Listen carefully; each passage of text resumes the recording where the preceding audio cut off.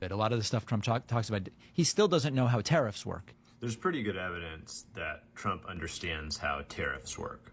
We're 8 years into this thing, 9 years in. He still thinks China pays the tariffs. Well, in a way they do. It just depends. In a way they do. It just depends on what you're talking about. If you want to be hyper technical, when somebody is selling a product, they have to consider what the market will bear for that product. And add-ons like taxes might be a factor that they consider. So hypothetically, let's say, if we want to run with this argument that I know he's about to use, hypothetically, let's say, I know that the market will afford a product for $10, okay? And I sell it for $10, but the government wants to come in and say, well, we're going to start charging a 50-cent tax on it. So now it's going to be $10.50. Well, what the company could do is go, the market won't bear $10.50 for this product. We're going to eat into our profits by 50 cents, and we're going to lower the price to $9.50. And then when the 50-cent tax comes in, now it's still $10 to the consumer, right? So in that sense, you could say, in a way, taxes or tariffs could be shared between the producer and the consumer. However, if you want to run with that argument, then you have to say that all taxation is not necessarily something that affects the consumer at the end of the day. You could say income taxes aren't real because if an income tax is eating into your income, then your employer has to pay you more. Or sales taxes aren't real because if the product is being taxed, then the supplier is just going to lower the cost on it or lower the price on it, which is dumb. Although maybe he's not going to stand. Maybe he'll roll with another argument. Let's see. Depends on what you're talking about, but go on. When they're paid by American I've seen him talk about tariffs. Very confused guy. Wait, so China's not paying tariffs right now? The tariffs are paid by the American companies. This is technically true initially. So the importer pays the tariff at the port of entry. So if Ford imports steel from China and there's a 20% tariff on that steel, then Ford pays the tariff because Ford's the importer at the port of entry. I see you looking a little confused on this I'm confused. one. This is the way tariffs work. What Trump did is place tariffs on Chinese imports. Yeah, Trump did that and Biden did that. The European Union is doing that. Biden kept all of Trump's tariffs in place pretty much, and in many cases So when you have, I wish you would list specifics. I'm not going to dive into the, actually we might do it as part of today's research. When you place a tariff on somebody else, oftentimes they counter with their own tariffs. So now in order to bring the tariffs down, you have to engage in a bilateral negotiation to rescind tariffs. Taking away a tariff is a bit more complicated than just simply levying one, because now to take one away, it has to be part of negotiation, whereas adding one is just adding one. So the whole like, well, Biden kept Trump's tariffs is like, it's technically true, but getting rid of a tariff is a lot more difficult than once people have tariffed each other, you know? increased them. In fact, earlier this year, he just increased the tariff on electric vehicles from China to 100%. Solar cells, semiconductors, all of those were increased as well. By the time the imports get here... While that's also true, I would have to see Biden's rationale for it. I think the idea is we want to start like manufacturing our own chips for national security reasons and that is a lot different than Trump saying, where is Trump at on tariff right now? Did Trump want 10 or 20% tariffs on literally everything? Is that what he wanted? Does anybody have a link to like Trump's like recent position on tariffs or whatever?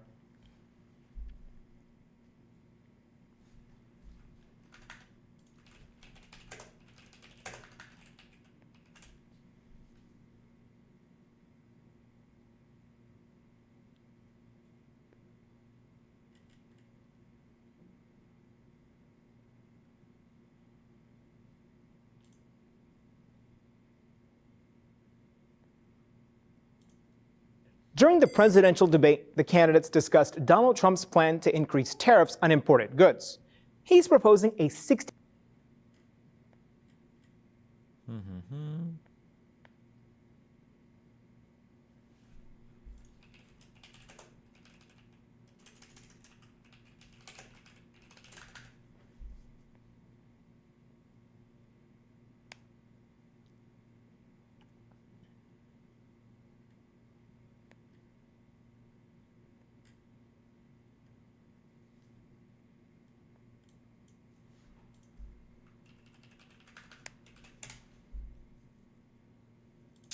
sir, you really have to see them. I said, I don't want to see him.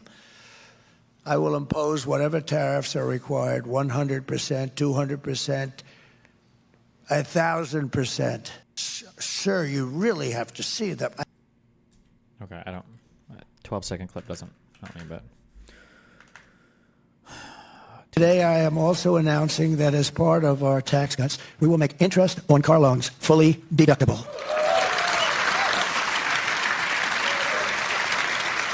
So a man who's, a lot of you people are in the car industry, actually, I met a lot of them backstage. What do you do? I'm in the car industry. But a lot of them, and I told him about it, he's a very knowledgeable person. He said, here's a guy, he's done it all his life. He's sitting there. Interest on car loans being deductible. Does that matter to 95% of people? Wouldn't you have to itemize your deductions in order to capture that? And especially because Trump increased the standard deduction so much, how many people are actually gonna, well, let's see, percentage of Americans that itemize their deductions.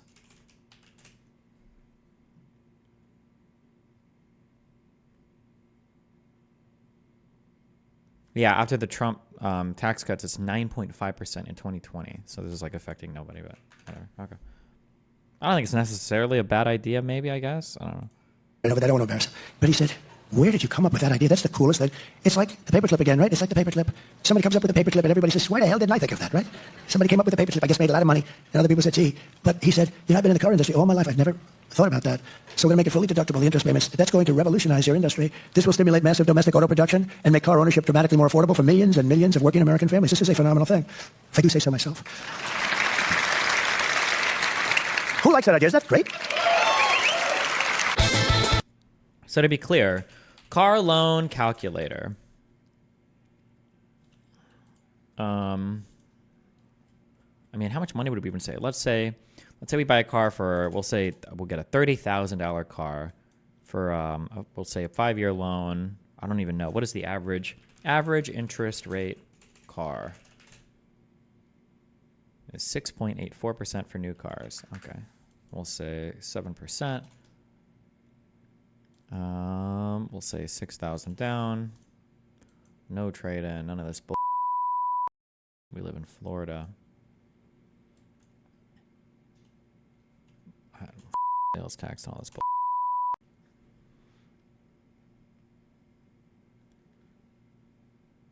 In the first year, in year one, we pay $1,548 in interest.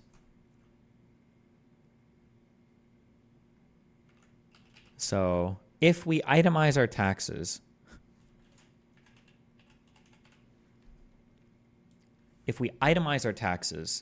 assuming, so we've already got a bunch of other things, and if we do a $30,000, it'd be a $24,000 loan at 7% interest, we would be able to deduct like $1,550 from our taxable income, which would save us, what, maybe $300? If I'm kind of guessing, maybe $300 or $400 over a year. Is that really the huge stimulus that we need to be able to afford a ton more cars? Like, okay, I don't know.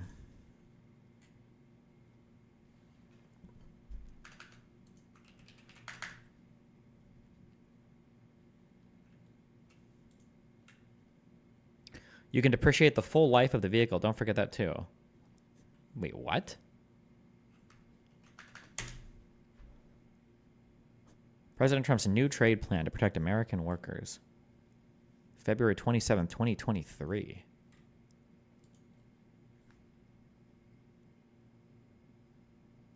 Wait, so the entire 1548 isn't deductible? Correct. Or, well, hold on. It's a tax deduction means that you're taking away income from your taxable income. So if you get a $1,000 tax deduction, it's just $1,000 of income that you aren't paying taxes on. It's not a huge amount, but it helps people who are paycheck to paycheck. No, it doesn't. What do you know? People who live paycheck to paycheck don't itemize their taxes. They take the standard deduction.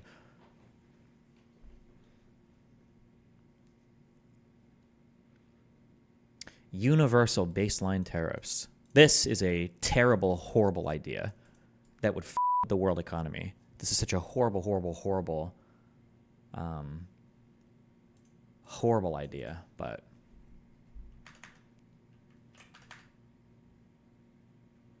Okay. China's been paid for this stuff. Maybe they get net 120 terms, right? But in a sense, China has already transacted.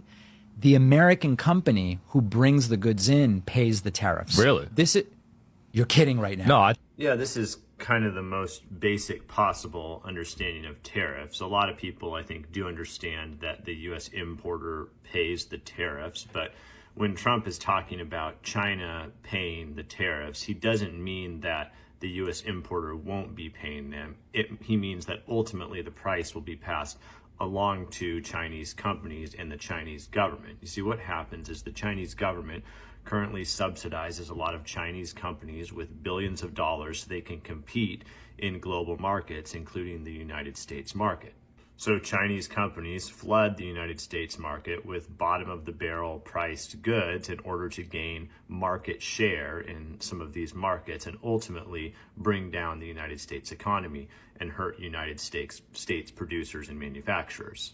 It's a geopolitical game, and this creator is not mentioning any of that context or any of that nuance. You see, the whole point of tariffs is that cost will eventually be passed along to Chinese companies and the Chinese government, because if there's a tariff on the goods, on the steel from China, then China will be forced to offer that steel at a lower price because the United States is not only paying for the steel, but also paying for that particular tariff. And China wants to remain competitive, so they either lower their prices or the government, the Chinese government, is forced to subsidize that Chinese company more in order for that company to remain competitive. Or we just buy from a different country that offers similarly priced goods for a tad bit more expensive, or for a tad bit more money. But I mean, also, like, this is such a weird take, because then you can literally say every single tax is ultimately just paid for by, I guess, the supplier. But you would never use this argument in other circumstances, right? Again, like, oh, we're going to make income tax 70%.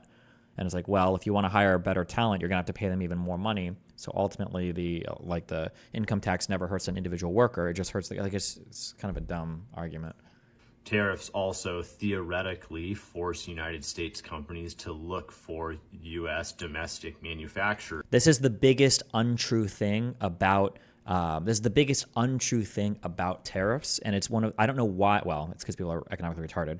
People have this misconception that if we tariff a particular country, now we're going to use domestic suppliers. That's not true. You're going to look internationally first. You're always looking for the cheapest supplier. You wouldn't favor domestic over international or foreign. You would just look for the cheapest one. And the idea that China is the only supplier, and then after that it would be the U.S. for everything, doesn't make any sense. Or there's no reason to just assume that.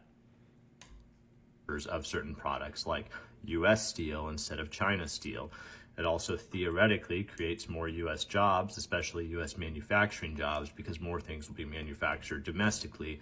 So that's a broken window fallacy. What he's saying there is, if we can just, like, there's a fallacy in econ where if you go into a neighborhood and you break a window, it's actually really good for the economy, because now you can bring in a window fixer and you've got a guy who makes a new window and you're employing these people, and that's really good. You're helping the economy. So technically destroying is actually really good.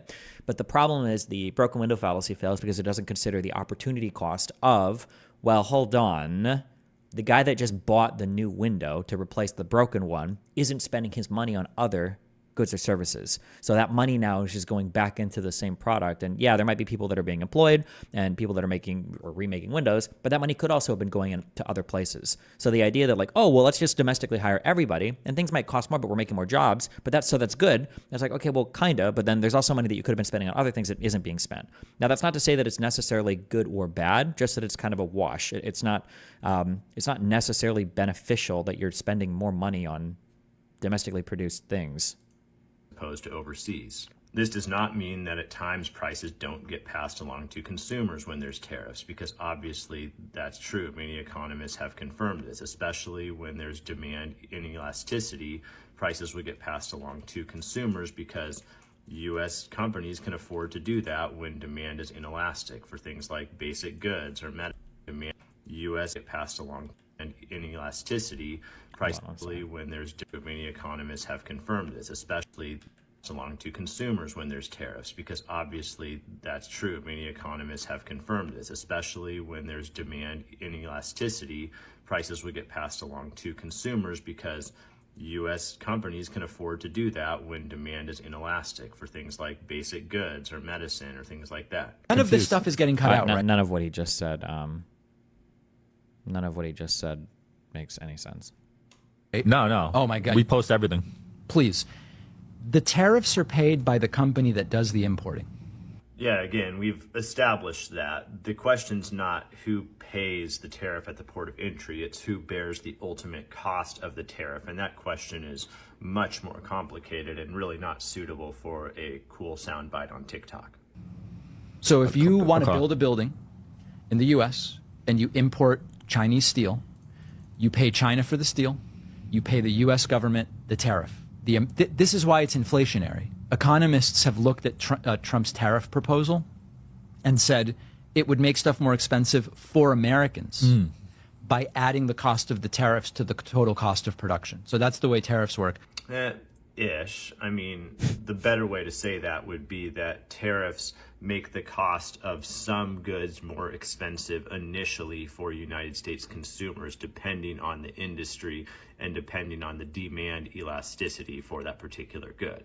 Long term, the question is infinitely more complicated, and there's a lot of parties who could end up bearing the cost. The importer of those goods who pays at the port of import, the U.S. consumer, the Chinese company, the Chinese government if they're heavily subsidizing that company, and then even potentially other U.S. companies if a tariff trade war started up.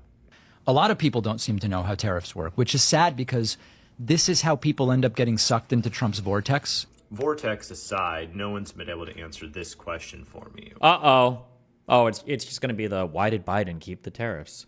Why is it so terrible when Trump put tariffs on Chinese imports, but it's so great when Biden does it or the European Union does it? I mean, we kind of have to pick a lane, and I don't think that tariffs across the board are a good idea, but we should discuss past tariffs honestly. And so the difference is that I don't know what the econ understanding in the Biden administration is, but when Trump did tariffs on China, again, it's very fallacious to assume if I just tariff those guys, now we're going to do all of our production domestically. But that's not enough. You probably have to do something to help your domestic production as well.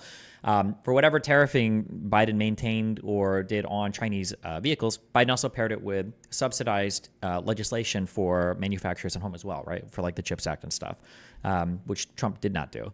I mean, that would be a difference, probably a pretty big one, but it's so great when Biden. Also, keep in mind, too, I haven't heard Biden or Harris talk about doing a universal tariff, which is insane. If they have, I've just missed it, but does it or the European Union does it? I mean, we kind of have to pick a lane, and I don't think that tariffs across the board are a good idea, but we should discuss past tariffs honestly and talk about them in a more nuanced way because they are very complex and they're very complex geopolitically, and this creator's attack is disingenuous because he just ignores all of that.